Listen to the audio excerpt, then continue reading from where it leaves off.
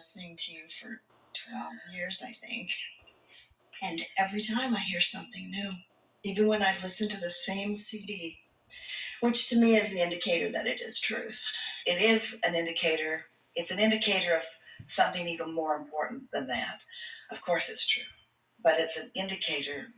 When you keep hearing more things, it means you are coming more and more into your full realization of who you are.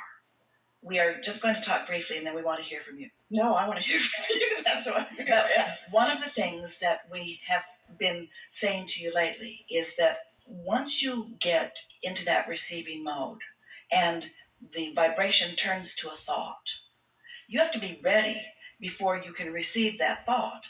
But once you receive that thought, then you're ready to be ready, to be ready, to be ready. Many of you probably all have a story about how you got here. For Esther, Jerry and Esther were business people, and they were far away from any of this woo-woo metaphysical mumbo-jumbo. In fact, a woman came up to Jerry one day and said, "I can see your aura," and he made sure he never got close to her again. That was just weird.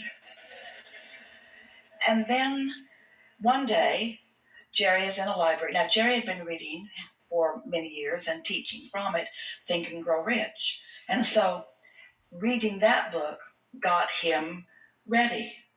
And as he introduced it to Esther, it helped her to be ready. And then one day, he was in a library. We're just giving you the very big peak readiness moments. He was in a library, and he looked up and he saw a book called Seth Speaks. It was written by Jane Roberts, and he felt such an impulse. He took that book, and he brought it home, and he began reading it, and it had a terrible picture by Esther's perspective of Jane on the back of the book. And so Esther was not ready. She was not ready. But Jerry was ready. And so Jerry read the book, and Esther was not ready. And she said, "You can read that book, but don't read it when I'm around, all right? And I'm always around, so..." So Jerry would get up early in the morning when Esther was not so around and read the book. And then he would find something that he thought would resonate with Esther because it had resonated with him. And so he would read this little bit to Esther, and she would feel resonance with it. She wouldn't be able to say, "I'm ready," because she didn't even know what that was about, but she was more ready. And so eventually he was reading more and more and more, and it was making some sense. It was talking about some of these same things. And then one day, a friend came to them, a friend that they knew from business, and they said, "We have a recording we'd like you to hear." And they said, "Well, what is it?" And they said, "Well, it's channeled." Well, Esther was not ready for that, but they eventually put it in, and this woman was coming through Phoenix, and they could set a time aside. In other words, ready, to be ready, to be ready. During that conversation, this woman encouraged them to meditate. Meditate? How weird is that? Esther was not ready to meditate. She thought of people at the airport standing around on one foot with their hand out. That's what meditation would lead to, she was sure. I'll be oming in the airport and begging for money. What do you mean meditate? Well, sit in a quiet room and wear comfortable clothing and focus upon your breathing. And when your mind wanders, and it will, focus back on the thought. Well, Esther was ready for that. In other words, ready, to be ready, to be ready, to be ready. And so when you realize that your inner being knows what you're ready for and is always giving you those impulses for what you are ready for, then one thing just leads to another and to another and to another. Well, that's perfect, because my question is about working with 30 people in a room who are at varying stages of ready. Yes. And probably the dominant vibration is not ready on some level. And yet they're there. And yet they're there. So they are asking. And that asking does cause there to be some readiness. We're not just talking about those of you, and there are a lot of you who are teaching others, because having a sensitivity to their readiness is a good thing. But it's only important that you pay attention to your own readiness, because when you are open to this energy, then what you receive will be just right for what's going on there. Say you're in a room with 30 people. Is that what you said? Mm-hmm. And as you say, are at various stages of readiness. But you are really tuned in, tapped in, turned on. Because you know what it feels like to feel exhilaration. You know what it feels like to feel clarity rather than confusion. You have been meditating. You are in that place where you are in the receiving mode. And don't you find yourself, once you begin, that what flows to you and through you is beneficial in lots of different ways?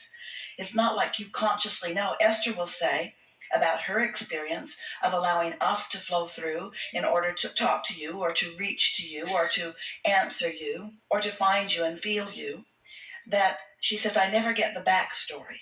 I never really know. I only hear it as it's coming, because inner being knows. Your inner beings are there knowing. In other words, it's a wonderful thing when you get into this vibrational reality where all of the questions are understood and all of the answers are understood and all of the problems are understood and all of the solutions are understood. And then to the degree of your readiness, you receive your answer or your solution, you see. But if you force an answer or a solution to someone who's not ready for it, they're going to, just like in the conversation that we had earlier, they're going to put up their walls of resistance if they're not ready. Think about it. If you ask someone to do something before they have enough information that they feel inspired to do it, don't they always say no? And you do too. And so it really is about you being in the receiving mode, and then once in the receiving mode, then others may or may not be, but that's not ever your job, because there is no law of assertion. There is only a law of attraction. And so as you tune in to who you are and you begin receiving and flowing, some of them will be ready. I am getting a lot of guidance in my meditation on exercises and questions and things. I'm listening to that. And I guess why I'm here and why I wanted coaching from Infinite Intelligence is we like those words, and you're all being coached from Infinite Intelligence. That's why we ask you to be in the receiving mode, so you can hear the coaching. Because it's moment by moment. It's not the big picture. They're not going to draw out a big diagram for you so that you can see every step that you're going to take. They're just going to say, come over here, come over here, come over here, come over here. You see, when you're ready to be ready, to be ready, to be ready, meaning you're here and satisfied, and then here and satisfied, and then here and satisfied. This is the formula for happily ever after. If you're ready for an idea, but then you want to jump from the idea right into the full action or activity or even words about it, very often as you make that jump, you lose your connection because you're not ready for that. And then you lose the momentum that would be there otherwise. So the key is to reach for satisfaction, to reach for as much as you can find and still feel good, and not reach beyond it. When you push yourself too far or you push others too far, so the satisfaction turns to dissatisfaction, now you've lost the momentum and you can't bridge that gap. So that's kind of the moment. That's the key moment where I can think of 3 areas of my life that really are what my heart desires more than any area. And I'm focused on an outcome that's too many steps ahead. Those are perfect words. And most are, because let's face it, let's face reality. Oh, let's create reality. But the reason you do that is because the tangible is intoxicating. Seeing it and hearing it and smelling it and tasting it and touching it. And also, you're really going to like this. Because of the manifestation of something, there's a lot of momentum in it. In the way that we're asking you to be ready for something you want, ready, to be ready, to be ready, to be ready. And then when it blossoms into that full manifestation, it's so exhilarating. Esther said to us, Abraham, I know that you want me to be happy over here in the dreaming stage or in the imagining stage or in the just letting it be stage. But I have to tell you, I really, really, really like manifestations. And we know you really like manifestations, but you've got to be ready for it in order for the manifestation to happen. And so in the same way that we're asking you to be ready and ready and ready, and that momentum is ensuing, momentum is becoming more and more and more, that works with things wanted and unwanted as well.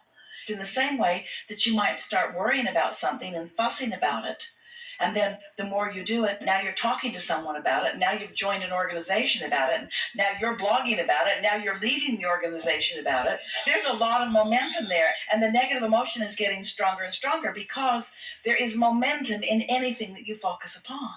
So the key is to slow the momentum on unwanted things while you increase the momentum on wanted things.